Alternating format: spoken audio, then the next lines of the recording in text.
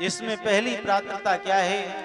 कहते हैं विश्वासो गुरुवाक्येषु स्वस्मिन् दीनत्व भावना मनोदोष जयश्चैव कथायां निश्चला मतिः।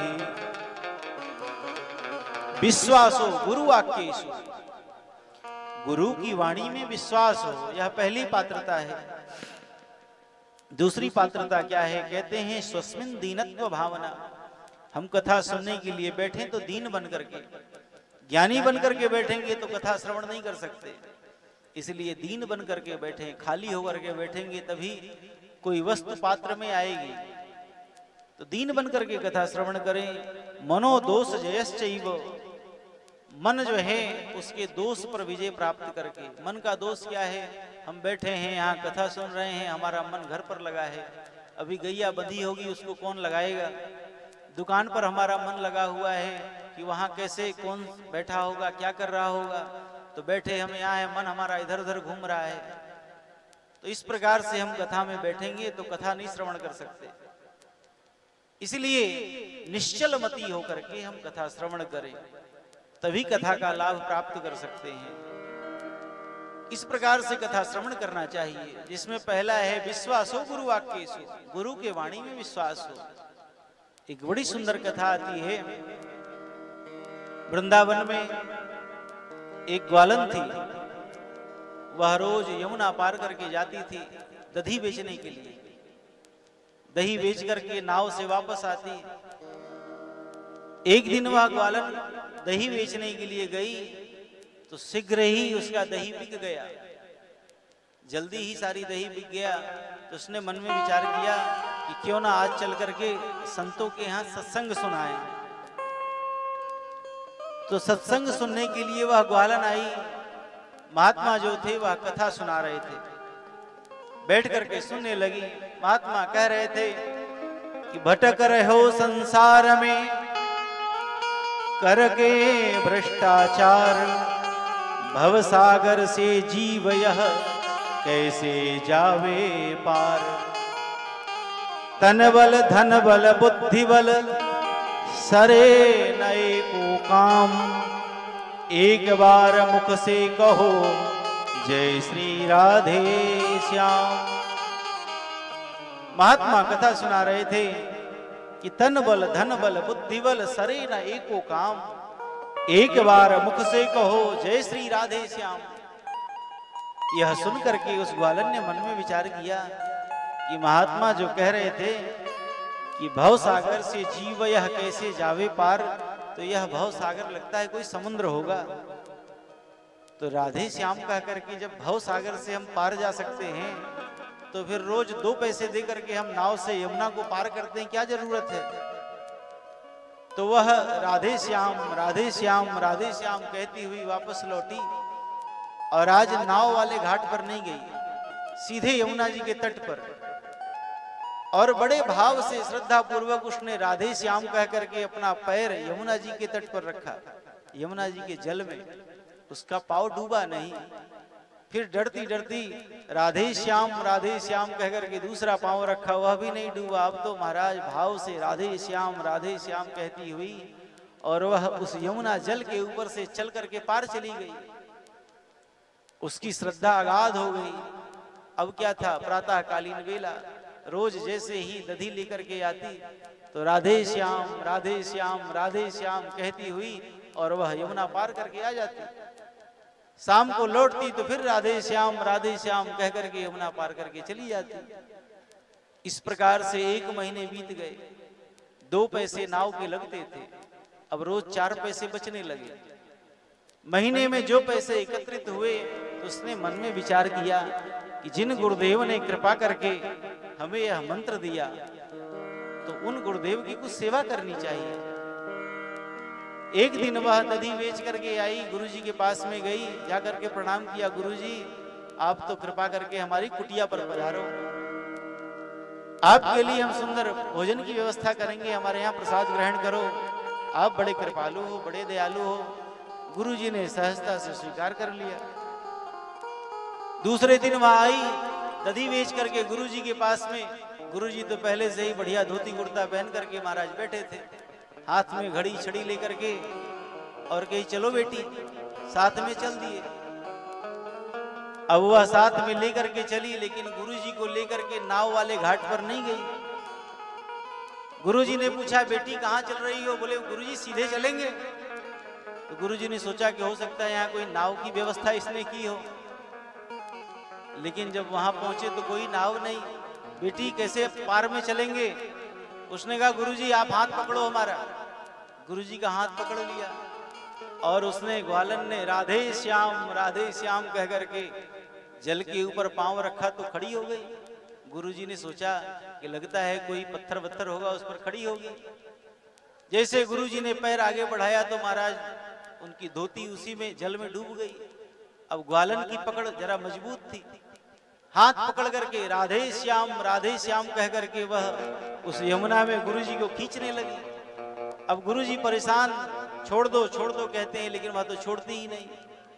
राधे श्याम कहती हुई यमुना जल में जो है वह लेकर के चलने लगी और कहती है गुरुजी बोलो राधे श्याम, गुरुजी बोलो राधे श्याम, गुरुजी बोलो राधे श्याम, गुरुजी बोलो राधे श्याम।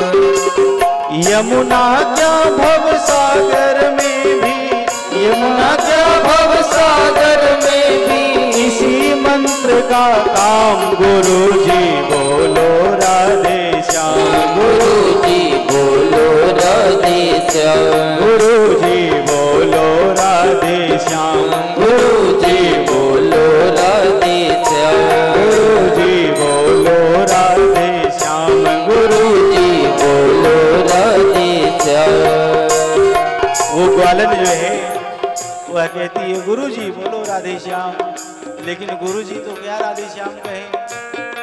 गुरुजी कहते हैं है चुड़ैल जादूगरनी अथवा बटमारिन नार, है चुड़ैल जादूगरनी अथवा बटमारिन नार। यही सोच कर पंडित जी झट करने लगे पुकार, यही सोच कर पंडित जी झट करने लगे प्रणाम। उबारो राधावर घनश्याम, उबारो राधावर घनश्याम, उबारो राधावर घनश्याम, उबारो राधावर घनश्याम। और बोली गुरुजी बोलो राधे श्याम, गुरुजी बोलो राधे श्याम, गुरुजी बोलो राधे श्याम, गुरुजी बोलो राधे श्याम। यमुना क्या भव सागर में भी, यमुना क्या भव सागर में भी, इसी मंत्र का काम गुरुजी बोलो राधे श्याम, गुरुजी बोलो राधे श्याम, गुरुजी बोलो राधे श्याम, गुरुजी बोलो राधे श्याम। वह तो कहती है गुरुजी राधे श्याम बोलो, राधे श्याम बोलो, लेकिन गुरुजी क्या कहते हैं कि लगता है कोई चुड़ैल है, जादूगरनी है, आज हमको मार डालेगी। मारने के लिए यमुना जी में खींच करके मुझे ले जा रही है। और गुरुजी जो हैं कहते हैं प्रभु बचा लो, हे प्रभु बचा लो। लेकिन जब इससे भी नहीं माना तो गुरुजी कहते हैं कि तू जानती नहीं है हमारा बेटा जो है वह बहुत बड़ा अधिकारी है, जान जाएगा तो तुमको बड़ा दंड देगा। उससे भी बात नहीं बनी तो कहते हैं गुरुजी अरे कुछ धन ले ले, हमारी घड़ी ले ले, चैन ले ले, लेकिन हमको छोड़ दे। लेकिन उसने नहीं छोड़ा। महाराज खींचती हुई डुबकी मारते गुरुजी किसी प्रकार उस तट पर पहुंचे। जैसे तैसे उस तट पर पहुंचे और गुरुजी ने सोचा तो ये तो आज ले जाकर के हमें मार ही डालेगी। लेकिन जब वहां जाकर के देखा तो सुंदर बढ़िया भोजन की 56 भोग की व्यवस्था की थी। वह तो भाव से लेकर के आई थी और गुरुजी तो भय से परेशान है। सुंदर सूखे वस्त्र दिए, गुरुजी ने अपना वस्त्र बदला और सुंदर सुंदर भोजन देखा, भोजन ग्रहण किया। गुरुजी ने कहा बेटी एक बात बता, यह मंत्र जो है, यह मंत्र तुमको कहां से मिला? कहती है, हे गुरुजी, जिसने दिया विनीत यह पावन प्रभु का नाम, उन सतगुरु के चरणों में मेरा बारंबार प्रणाम। गुरु जी के चरण पकड़ लिए। गुरु जी, आपने ही तो यह मंत्र दिया था, आपने ही यह मंत्र हमें प्रदान किया था। इसी मंत्र से मैं रोज यमुना जी को पार करके आती जाती हूँ। मैंने सोचा कि जो पैसे हमारे नाव के बचे उससे आपकी सेवा कर लूं। इसलिए हे गुरु जी, आप हमारा आतिथ्य स्वीकार करो। गुरु जी महाराज भोजन किए और भोजन करके गुरु जी की आंखों में यह भाव सुन करके अश्रुबिंदु भर आया। गुरु जी मन में विचार करने लगे कि तन को, धन को, सुत संतति को अभिमान भरे अपने मन में, यदि प्रीति प्रतीति करे प्रभु सो, नर क्यों न विनीत तरे क्षण में। हमने तन का अभिमान किया, हमने धन का अभिमान किया, हमने संतान का अभिमान किया। अगर हमें भगवान का अभिमान होता तो एक क्षण में ही मैं क्यों नहीं तर जाता। भगवान के नाम में हमको विश्वास नहीं था। इसलिए विश्वास जो है यह भक्ति का मूल है, जिसको कहते हैं भगवान के पार्षद कि विश्वासो गुरु वाक्येषु। गुरु के वाणी में विश्वास नहीं है तो फिर कितनी भी भागवत कथा सुनो, कोई लाभ होने वाला नहीं है। विश्वास बहुत आवश्यक है। बिनु विश्वास भगति नहीं, तेहि बिनु द्रवहि न राम। राम द्रवे बिनु सपने हूँ, जीवन लहूं विश्राम। इसलिए विश्वास पूर्वक यह भागवत की कथा श्रवण करेंगे तो निश्चित ही भगवत प्राप्ति होगी। पुनः महाराज गोकर्ण जी ने भागवत की पुनः कथा की, और जब भागवत की पुनः कथा हुई तो भागवत जी की कथा से जितने श्रोता थे सबके लिए विमान आया, और समस्त श्रोताओं के साथ गोकर्ण जी महाराज जो हैं वह भगवान के परम धाम के भागी बने। जैसे ही राम जी के साथ में सारे अयोध्यावासी भगवत धाम को गए, उसी प्रकार गोकर्ण जी के साथ में सभी श्रोता भगवान के परम धाम को प्राप्त किए। बोलिए श्रीमद् भागवत महापुराण की जय हो। यह है दिव्य भागवत की महिमा। और अंतिम अध्याय में भागवत जी की विधि बताते हैं। कहते हैं कि भागवत जी की मंगलमयी कथा का आयोजन हो, विद्वान ब्राह्मण से सुंदर मुहूर्त में इसका आयोजन करे। और आयोजन किस प्रकार से हो?